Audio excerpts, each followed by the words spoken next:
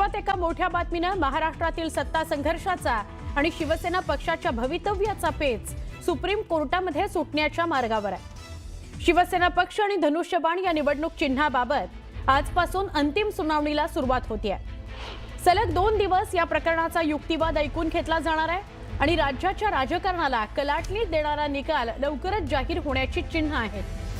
2022 साली एकसंध शिवसेनेतून फुटलेल्या एकनाथ शिंदे यांचा पक्ष हाच खरा शिवसेना पक्ष असल्याच्या आणि त्यांना धनुष्यबाण हे चिन्ह वापरण्यास मुभा देणाऱ्या केंद्रीय निवडणूक आयोगाच्या निर्णयाला उद्धव ठाकरे यांनी सर्वोच्च न्यायालयामध्ये आव्हान दिलेलं आहे। यासोबतच शिंदे पक्षाच्या आमदारांना अपात्र ठरवण्याऐवजी पात्र ठरवण्याच्या विधानसभा अध्यक्ष राहुल नार्वेकर यांच्या निर्णयाला सुद्धा शिवसेनेचे मुख्य प्रतोद सुनील प्रभू यांनी आव्हान दिलेलं आहे। या दोन्ही याचिकांवर एकत्रितपणे सुनावणी होणार आहे, त्यामुळे आज होणाऱ्या सुनावणीकडे महाराष्ट्राचं लक्ष आहे।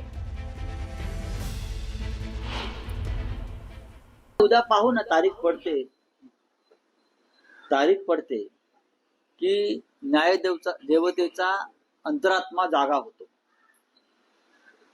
बरं का, आतला आवाज जो असतो ना तो जागा होतोय आणि संविधानाची किती बूज राखली जाते हे उद्या आम्हाला कळेल। आम्ही 2.5 वर्षात इतक्या चकरा मारल्या आहेत, त्याच्यामुळे काय होईल देवालाच ठाऊक। कारण काय, याचं कारण असं की 2.5 वर्षाची ही लढाई चाललेली आहे आणि अजूनपर्यंत आम्हाला ते इलेक्शन कमिशनमध्ये त्या न्याय मिळालाच नाही। आता म्हणून कोर्टात आमची केस सुनावणीला येते, याचं मी स्वागत करते। बघूया पुढे काय होतं।